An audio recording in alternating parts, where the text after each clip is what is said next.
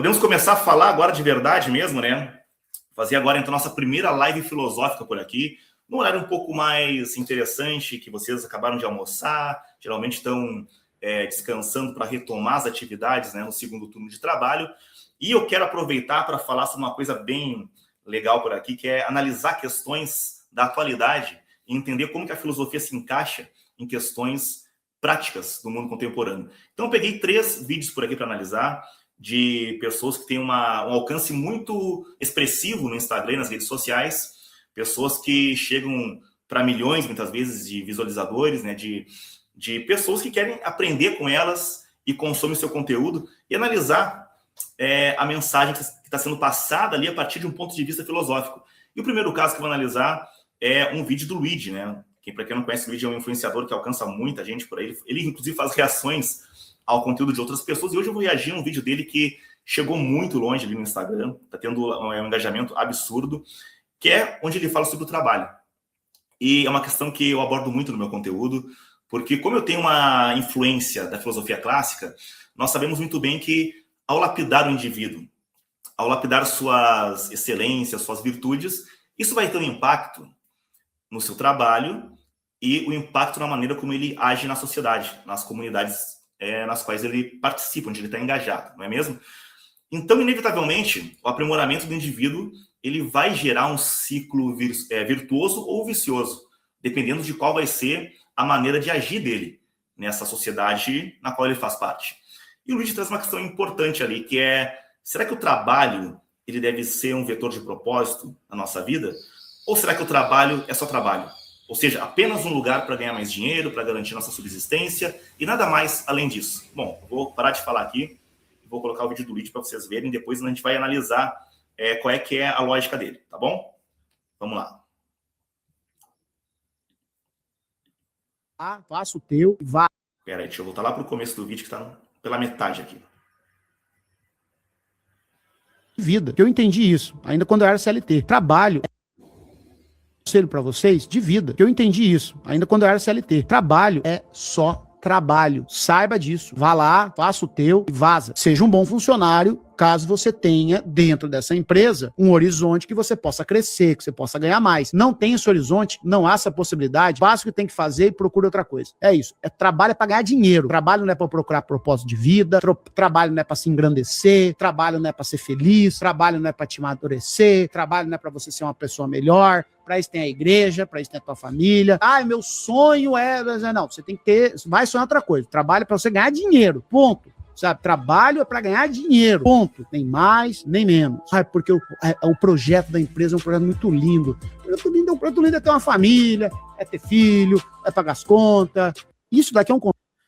Então, pessoal, né? Essa aqui é a opinião do Luigi, né? Que trabalho é só trabalho. Mas será que a gente pode pensar dessa forma mesmo? Será que conduzir a vida pensando que o trabalho é só trabalho vai trazer um retorno positivo para a gente, para a sociedade? Pensa comigo, né? Isso vai totalmente contra aquilo que os antigos eles diziam, né? Porque o trabalho ele está muito conectado com o desenvolvimento do ser. Porque no fim das contas a gente passa 8 horas do dia, pelo menos, no trabalho. Quem é empreendedor passa mais tempo do que isso, sabe muito bem. Fica 12 horas muitas vezes, vira madrugada trabalhando. Então, querendo ou não, é inevitável que o trabalho ele vai influenciar no teu caráter, na tua personalidade, inclusive na tua qualidade de vida. Porque, pensa bem, tu passa pelo menos 1/3 do teu dia naquele lugar. Outro 1/3 vai ser dormindo. E a menor parte do teu dia vai ser na tua casa, se deslocando para o trabalho, no cinema, tendo um entretenimento, com a família. Mas o trabalho é muito significativo. E o Luigi fala, então, para não procurar propósito no trabalho. Tudo bem, eu acho que tem vezes que nós temos que se submeter a trabalhos que não estão diretamente atrelados ao nosso propósito. São lugares, muitas vezes, inclusive desgastantes, que nos colocam para baixo, ambientes tóxicos com maus líderes. Infelizmente, isso é o que impera no nosso país. Não é à toa que a nossa produtividade é tão baixa. E tem lugares, inclusive, que as pessoas chegam para trabalhar, te dão um computador e uma mesa e tchau. Não te falam qual é a tua função na empresa, qual é a visão da empresa, para que tu possa se encontrar em relação àquela visão. Antigamente, as pessoas moravam no campo. E no campo era muito básico. Tu ia acordar de manhã muito cedo para plantar, colher, garantir a tua subsistência, vender o excesso, e tu sabia qual era a função do teu trabalho, que era garantir a tua subsistência ali mesmo. Era um ambiente precário, no entanto, apesar da precariedade, tu tinha uma total noção da função do trabalho na tua vida. Não havia aquilo que surgiu com a Revolução Industrial, que é a alienação. Com a Revolução Industrial, o ser humano vai para a cidade, ele vai trabalhar numa fábrica, só que quando ele vai para uma fábrica, já tem um processo totalmente definido. Quem vai fazer o quê? Então, um vai apertar um parafuso, o outro vai colocar carvão lá para fazer funcionar a energia daquela fábrica, naquele comecinho precário da Revolução Industrial. O outro vai fazer atividade X, vai colocar um produto numa esteira, o outro vai tecer um tecido, enfim. Cada funcionário ali vai ter uma atividade muito específica. O problema disso é que ele vai ficar alienado em relação ao trabalho. Ele não vê o resultado do seu trabalho. Ele não sabe qual é o contexto geral do seu trabalho. Ele se torna aquilo que nós viramos no século XXI, que somos apertadores de parafuso. Nós não sabemos exatamente por que fazemos o que fazemos. E como consequência disso, temos uma grande crise de propósito, uma grande crise de motivação, porque é impossível se motivar com um trabalho no qual nós não sabemos qual é a finalidade dele. Se esse trabalho está agregando para melhorar a vida de alguém, quando nós não vemos quem é afetado pelo nosso trabalho. É muito gratificante quando alguém chega até nós e nos fala, graças àquela coisa, aquela atividade, aquilo que tu fez em tal dia, a minha vida mudou, eu me senti melhor, aquilo que tu falou me fez bem. Ou até quando fazemos uma coisa muito trivial, que estamos andando pela rua e chega um estrangeiro, um visitante, um turista, ele nos pede um direcionamento, nós ajudamos aquela pessoa, dá uma sensação de preenchimento porque nós fizemos algo útil para alguém. E nós sentimos isso quando trabalhávamos antigamente, antes da Revolução Industrial, e vimos o trabalho como algo que tinha uma finalidade, um propósito, como diria o Aristóteles, um telos. Nós vimos a finalidade daquele trabalho. Com a Revolução Industrial, então, nós viramos simplesmente apertadores de parafuso, alienados, sem saber exatamente o contexto do nosso trabalho, o impacto do nosso trabalho, e simplesmente passamos a trabalhar para ganhar o dinheiro, para poder viver. Pagar comida, pagar aluguel, e muitas vezes o trabalhador brasileiro comum, médio, ele vive basicamente para viver.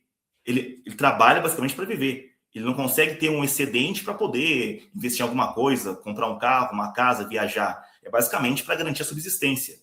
Então, o trabalho ele é, de fato, degradante. É difícil encontrar um propósito nesse tipo de trabalho, onde tu é alienado, onde tu é simplesmente alguém que é considerado uma pecinha naquela engrenagem. Tu não é nem considerado como um ser humano, muitas vezes, em muitas empresas.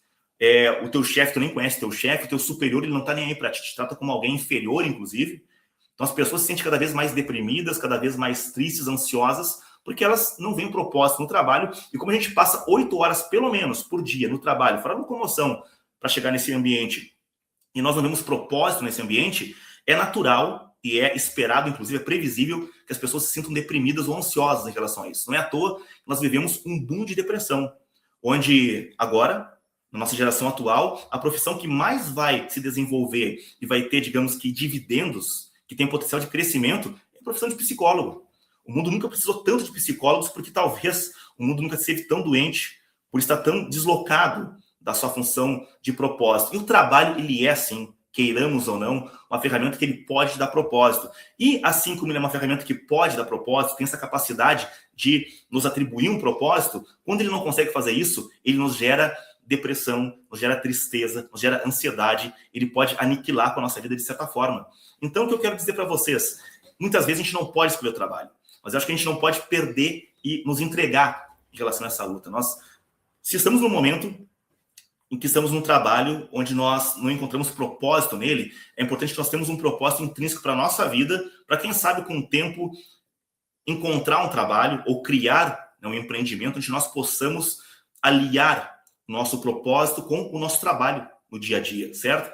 Tem um autor que é o Robert Greene, que ele fala uma coisa muito interessante. Hoje ele é um autor best-seller, mas por muito tempo ele trabalhou em tudo, basicamente. Ele trabalhou até com processamento de lixo, trabalhou com coisas muito que estão, digamos que na margem da sociedade, associados a trabalho de pessoas que estão na margem da sociedade, assim como ele foi crescendo, se desenvolvendo ao longo da sua carreira e alçando voos maiores, trabalhos mais interessantes, até ele conseguir fazer aquilo que ele queria, que era se tornar não só um escritor, mas também um autor de projeção mundial. E ele fala que lá no começo dele, como ele tinha um propósito definido, que era um dia ser um escritor, ser um autor que iria escrever algo que poderia mudar a vida das pessoas, até nos trabalhos mais humildes que ele tinha, como alguém que trabalhava com lixo, ele procurava, naquele ambiente de trabalho, encontrar coisas que iriam permitir a ele ganhar experiência para realizar o seu propósito, que era escrever livros.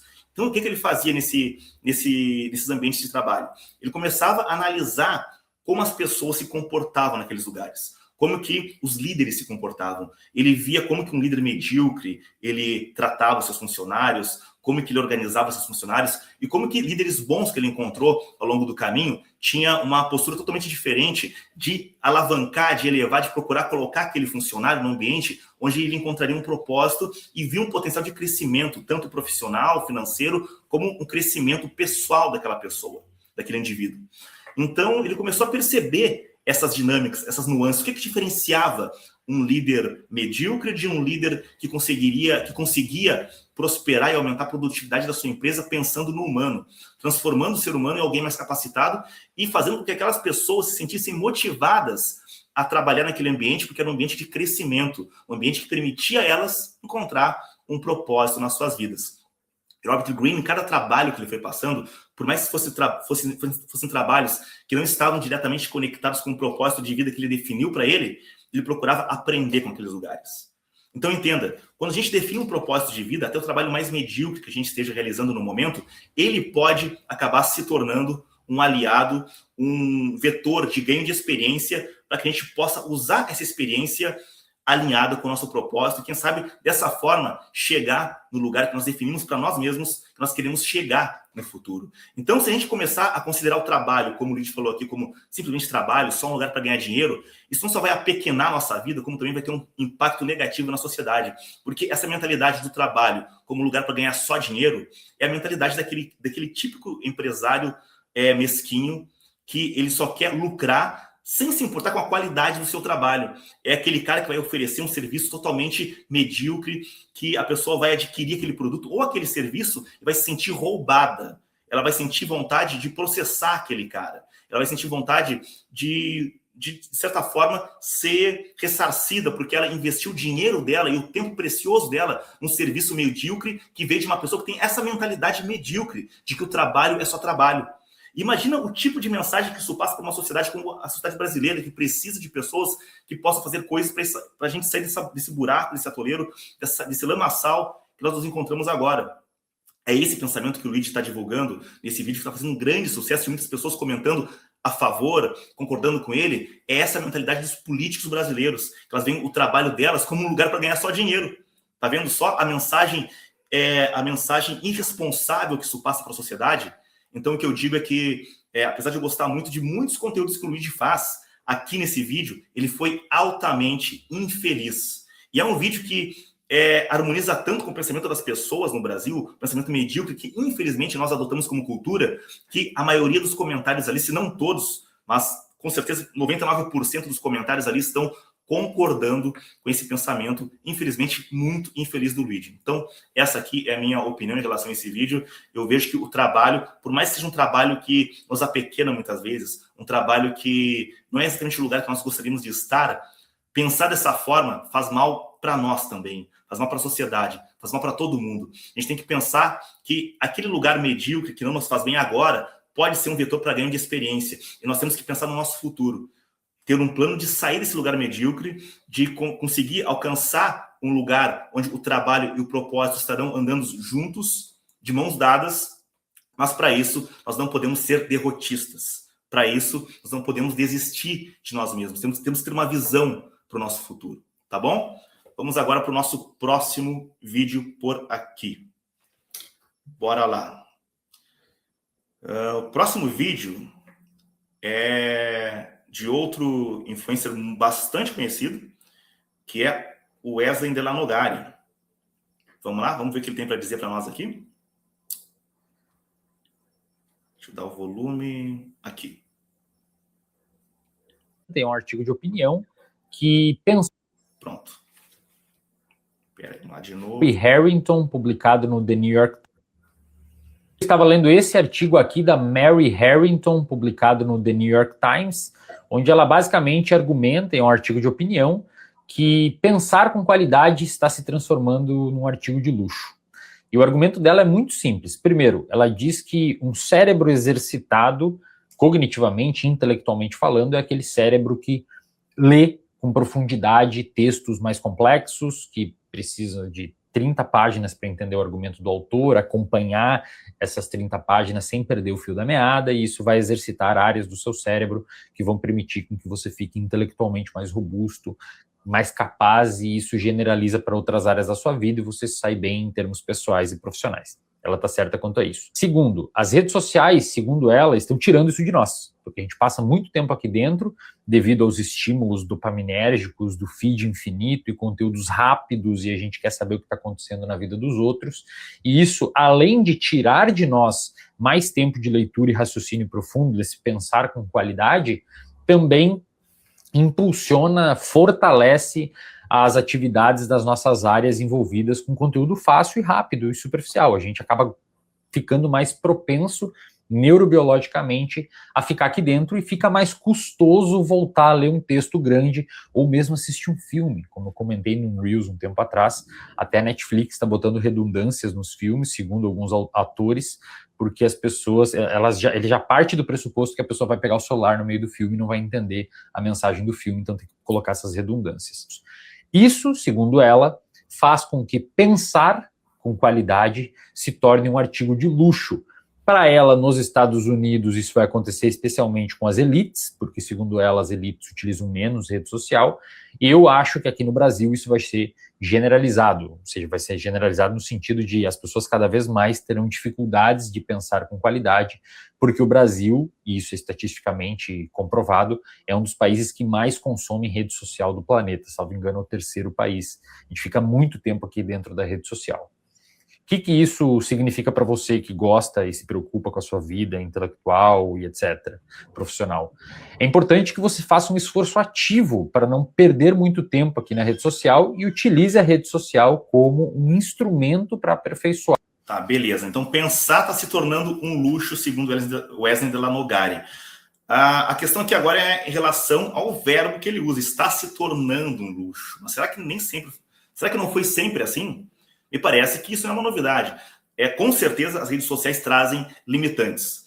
Elas acabam criando para nós uma cultura, até mesmo hábitos mentais, onde buscamos cada vez mais por prazeres imediatos e por conteúdos de entretenimento rápidos.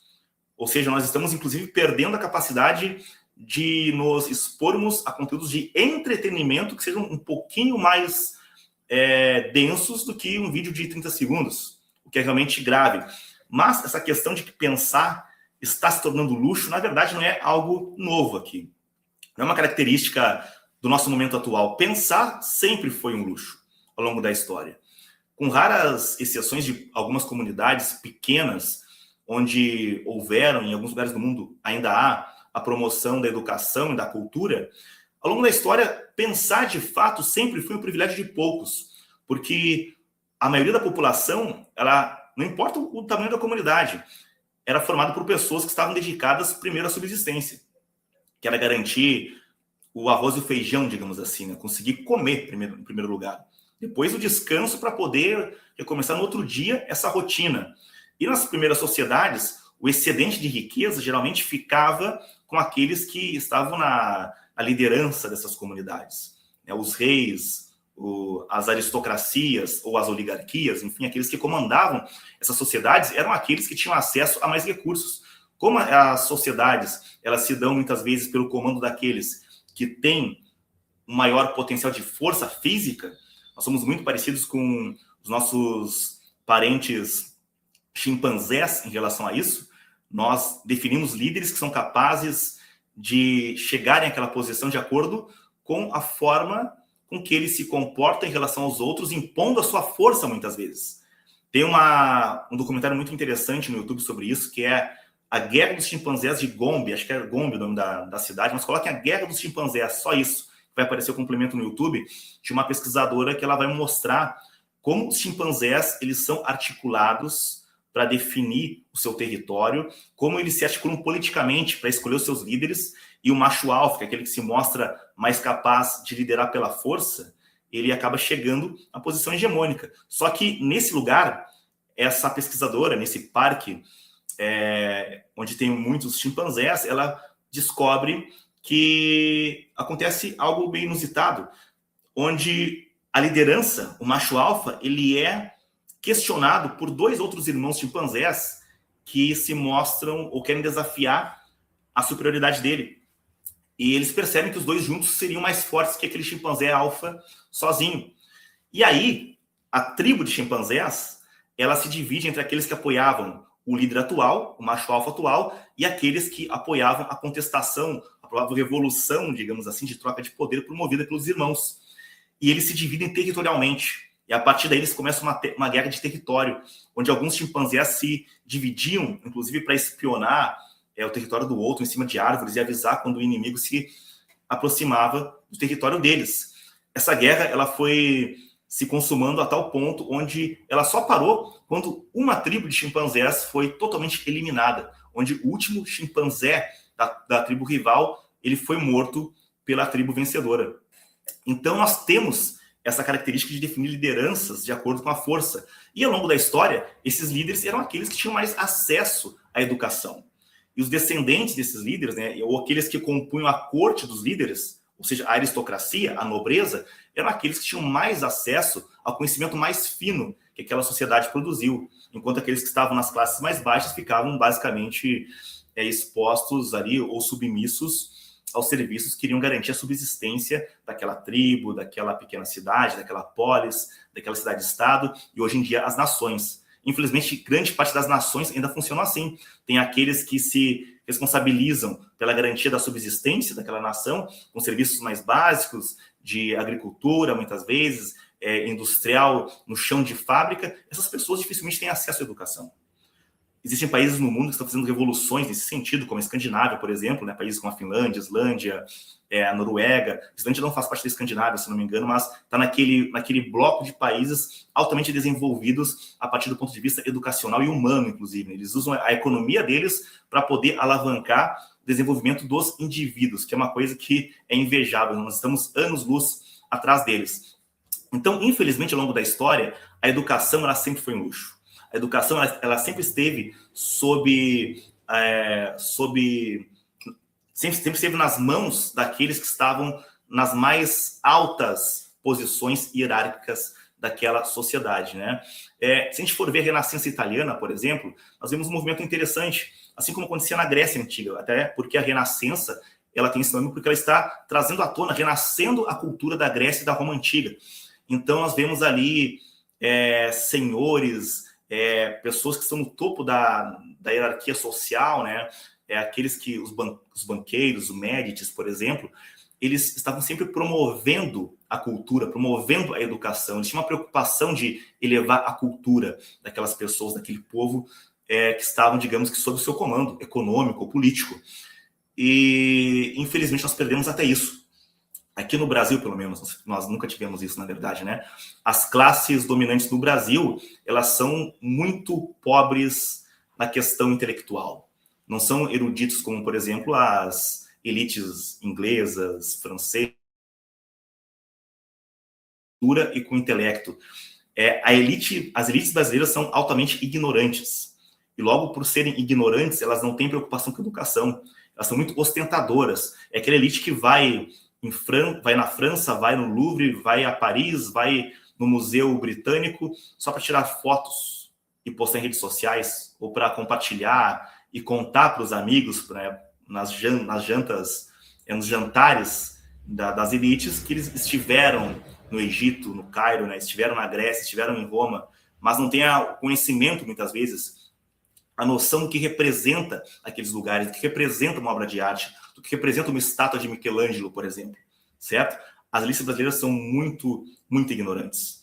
Então, um país com elites ignorantes é muito óbvio que vai ser um país onde a educação não vai ser considerada uma prioridade. Infelizmente, o Brasil sempre foi assim. Não é uma questão dos tempos atuais. Não é algo que simplesmente as redes sociais estão impondo. E, obviamente, para muitas pessoas, interessa que as redes sociais possam acelerar essa precariedade do intelecto do brasileiro. Eu volto, né, fazendo aqui uma ponte com o vídeo que eu comentei anteriormente do Luigi, que é o seguinte: os bons líderes, ou os líderes inteligentes de verdade, aqueles que têm uma visão de longo prazo, uma visão mais ampla acerca do mundo, eles sabem que é muito importante que eles capacitem os seus empregados para que eles sejam mais inteligentes, para que eles tenham mais educação. Porque sendo mais inteligentes, sendo mais educados, esses empregados vão poder criar mais, inovar mais, produzir mais. E a consequência óbvia disso é que pessoas que criam mais, que produzem mais, que inovam mais, vão produzir mais capital para esse empresário. Então é de uma burrice enorme quando temos uma classe política e econômica que não se preocupa com a educação. E se a gente for na base para entender o atraso do nosso país, a educação está na base. A educação é a formação ética que leva a essas crises que se estendem pela política, pelo judiciário, pelo legislativo, pelo executivo e pelo setor privado que está atuando junto com a corrupção do setor político.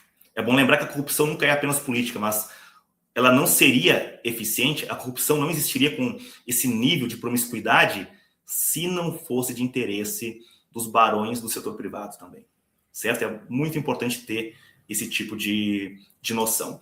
Então, eu diria que não é, assim como o Eslen ele está assumindo no vídeo dele, não é uma característica meramente da nossa geração ou da geração das redes sociais esse fato de que conhecimento está se tornando um luxo, porque sempre foi um luxo, mas, por outro lado, complementando a tese dele, sim, as redes sociais acabam acelerando esse processo de criar uma sociedade cada vez mais alienada, dessa vez não alienada por não ter acesso à informação, que é uma coisa interessante, mas por ter muita informação e não ser capaz de filtrar o tipo de informação que está tendo acesso nas redes sociais.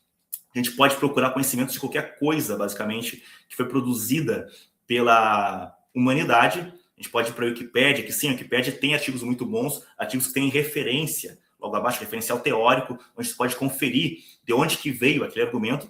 Inclusive, na Wikipédia, os artigos que não têm referencial teórico são contestados, estão marcados como tal. Então, tu pode ir na Wikipédia, pode procurar uma aula completa no YouTube. Eu tenho várias aulas aqui no YouTube completas sobre filosofia, por exemplo.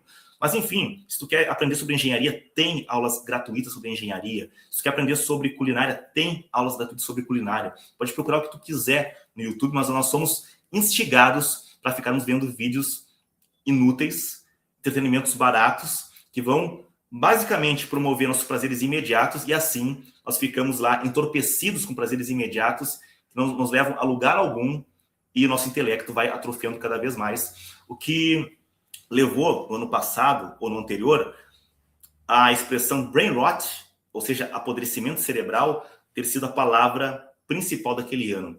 Está acontecendo mundialmente um procedimento de apodrecimento cerebral, onde as pessoas estão cada vez emburrecendo mais, porque elas estão fascinadas, elas estão basicamente colocando todo o seu tempo e a sua energia no consumo de prazeres baratos, que estão deixando elas, sim, mais burras, cada vez mais limitadas intelectualmente. E, de novo, é de interesse de alguém que nós sejamos mais burros. Eu acho que é importante que nós façamos esse movimento de remar contra essa maré. Mas, enfim, né, o que mais nós temos por aqui? Vamos ver mais um vídeo agora, que também está bombando no Instagram atualmente, que esteve muito alto também na semana passada, que é do homem da lenda, né? Aquele cara que complica a vida de todos nós, do sexo masculino, que é o Rodrigo Hilbert. Vamos ver só o que ele fez. Deixa eu colocar aqui.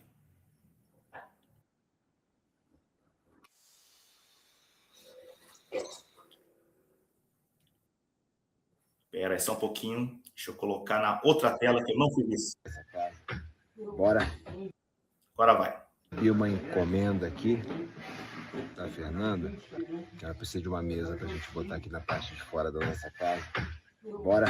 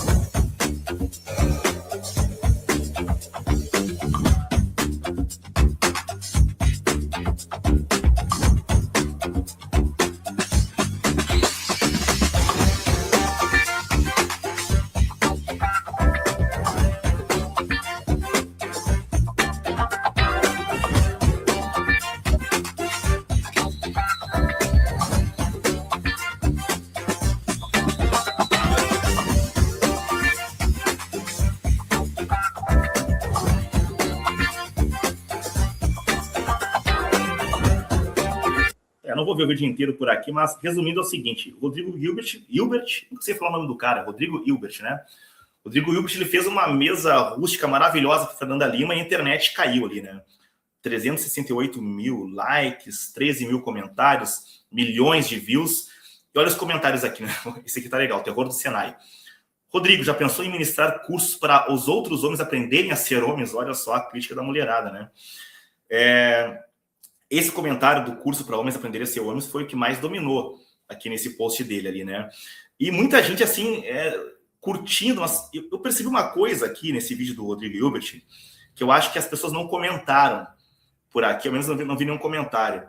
Aqui, a mulherada passando raiva com um homem que não quer lavar uma louça. Bom, a mulherada ficou basicamente, né, babando aqui no marido da Fernanda Lima, né, querendo ter um homem que não o Rodrigo Hilbert, que seja, além de ser um cara conhecidamente como alguém que tem feições físicas privilegiadas, né, foi, digamos que ganhou o sorteio genético, ele também é uma referência como, né, nas suas atitudes enquanto marido e como pai, né, que é uma coisa louvável, eu acho que é um bom modelo masculino, com certeza. Mas eu percebi que uma coisa que as pessoas estão realmente sensibilizadas ao ver o conteúdo, basicamente, não só esse vídeo, mas o conteúdo que o Rodrigo Hilbert promove no seu canal, ali no Instagram, na sua página no Instagram, como ele é conectado com aquilo que seria visto pelas pessoas como a função mais básica de um homem, aquilo que é esperado que um homem faça, né?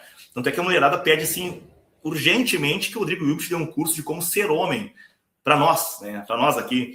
E o que elas veem como alguém que... Como elas veem como um homem de verdade. É um arquétipo do homem perfeito. É aquele cara que faz as coisas, aquele cara que age no mundo real, aquele cara que não é só palestrinha, né? A mulher pediu para fazer uma mesa, ele foi lá e fez uma baita de uma mesa rústica lá, que todo mundo gostaria de ter na sua casa ali, né? De alto padrão ainda. Mas também tem uma coisa que chama muita atenção aqui, que é como nós nos sensibilizamos com a capacidade de estarmos envolvidos com atividades artesanais, com atividades voltadas àquilo que é o mais trivial da vida humana. Muitas pessoas buscam e estão encontrando hoje em dia uma grande satisfação, até um propósito de vida, ao fazer coisas como, por exemplo, atividades gastronômicas. Fazer um churrasco para a família, realmente é muito bom isso. É uma satisfação enorme. Fazer um jantar, né, para a família, para os amigos, convidar alguém para vir na tua casa para comer uma pizza, ou um estrogonofe, ou uma macarronada, um prato que tu fez para receber os amigos, quão satisfatórias que são essas atividades voltadas àquilo que é mais trivial, mais básico na vida humana. E se a gente parar para pensar, muitas vezes, aquilo que mais nos satisfaz enquanto indivíduos são atividades voltadas ao básico. É ir para o campo, para uma pescaria, comprar uma boa cerveja e entrar numa roda de conversa com bons amigos e falar sobre boas coisas, dar risada, contar piada, contar causos, né? Se reunir em volta de uma fogueira e contar histórias, ouvir histórias dos nossos ancestrais, daqueles que são os guardiões do legado da nossa família, da nossa comunidade, né? Os mais velhos. Como a gente perdeu isso aí, de ouvir os mais velhos, por exemplo. Essa geração atual, ela dá muito valor aos jovens, como se os jovens, por saber navegar pelo Instagram, pelo YouTube, fossem muito superiores do que os mais velhos, que é uma distorção total de valores isso aí. Nós paramos de aprender com os mais velhos. E parece que os mais velhos também, eles se subestimam tanto ao ponto de esquecerem o papel do legado. Que o legado que eles constroem, a construção de sabedoria, que leva uma vida toda para se construir isso aí, é muito útil para que uma comunidade possa preservar suas tradições, preservar informações que são importantes para que a gente possa se identificar com as nossas origens. Nós nunca fomos tão pobres no que concerne às nossas origens, em pertencer a algum lugar. E a nossa relação de pertencimento, a nossa sensação de pertencimento está totalmente conectada com esses lugares, de conhecer as histórias da família, as histórias dos antepassados, de se reunir em volta de uma fogueira e conversar, de ouvir aquilo que aconteceu no dia a dia dos nossos filhos, nossos irmãos, nossos pais, esposas e maridos, por exemplo. Nós perdemos o básico de se conectar com nós mesmos, de se conectar com a natureza, aquilo que nos faz bem.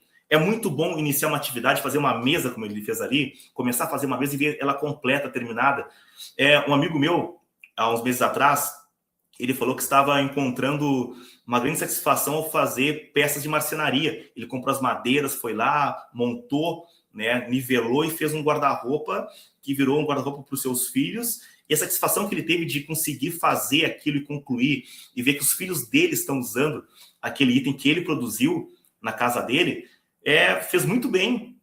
Como um todo, assim, foi uma terapia para ele, ele se sentiu mais útil, ele se engajou numa atividade que deu propósito para ele naquele momento, e o nível de satisfação que isso traz, isso é uma cura natural para a nossa ansiedade, uma cura natural para a nossa depressão. Quando nós conseguimos nos envolver nessas atividades mais triviais, mais básicas, que de triviais não tem nada, na verdade, que nos faz nos conectarmos com a nossa ancestralidade, eu acho que a humanidade atualmente, as gerações atuais, elas clamam, elas gritam, elas berram inconscientemente por isso. Essa volta às origens. A nossa capacidade de começar uma coisa e terminar. Eu acho que é o que a mulherada ali está reclamando, né? Quando elas falam sobre querer que os maridos se tornem homens de verdade. Essa capacidade de começar uma coisa e terminar, né? De conseguir fazer coisas também voltadas para o nosso lar, para a nossa origem. E graças às redes sociais, o nosso foco, a nossa finalidade está muito voltada para algo que é basicamente cenográfico, encenado, alguma coisa que os outros vão ver. Pessoas que nós nem conhecemos pessoalmente, pessoas que nem fazem parte do nosso contexto. Nos preocupamos muito com o outro, mas aquele outro que não está envolvido imediatamente conosco. E ao se preocupar com o outro virtual, com o outro digital, nós paramos de nos preocupar com o outro que está imediatamente ao nosso lado. Nossos pais, maridos, esposas, filhos, irmãos, colegas. Então, eu vejo que os vídeos do Rodrigo Hilbert, eles cativam tanto as pessoas pela simplicidade, ou seja, como nós nos sensibilizamos pela sensibilidade do homem simples, certo? Os vídeos do Rodrigo Hilbert, eles nos sensibilizam porque eles nos fazem nos conectarmos novamente com a nossa essência, com aquilo que nós gostaríamos de estar fazendo, que é algo realmente útil, que nos preenche e que nos dá significado e propósito. Bom, vocês percebem que, no fim das contas, todos esses vídeos que eu acabei analisando por aqui, tanto do Rodrigo Hilbert agora no final, quanto o vídeo do Wesley e o primeiro do Luigi, eles estão totalmente falando a mesma coisa, que é a questão do propósito e do trabalho e do conhecimento. Porque conhecimento, trabalho e propósito, eles estão basicamente conectados. Na verdade, não apenas basicamente, eles estão intrinsecamente conectados. Então, é importante parar para analisar essas questões, certo? Como que as atividades mais simples, mais triviais, trazem propósito à nossa vida, como o trabalho, sim, é um vetor de propósito, e como, na verdade, a educação, ela sempre foi limitada a certas pequenas elites, e a educação mais profunda, ela é limitada do contexto mais vasto da população. Pessoal, eu acho que era isso, então. Foi um teste que eu fiz nesse formato de conteúdo, e estou para dizer para vocês que eu gostei bastante, porque isso traz algo muito mais dinâmico, né? É quase uma forma improvisada, mas também me permite trazer ideias aqui que talvez eu não teria ao fazer um roteiro. E traz insights muito legais, tanto para mim, eu espero que também para vocês, tá bom? Então é isso, muito obrigado pela companhia de vocês. Quem está aqui, por favor, curta esse vídeo, porque é importante para o YouTube levar para mais pessoas, e assim eu vou me motivar mais para fazer esse tipo de conteúdo. Caso contrário, a motivação realmente ela é proporcional aos resultados que nós temos nos nossos empreendimentos. Então, eu conto com o apoio de vocês para que eu possa trazer mais conteúdos desse tipo para vocês. Maravilha, pessoal! Um abraço aí e até o nosso próximo encontro.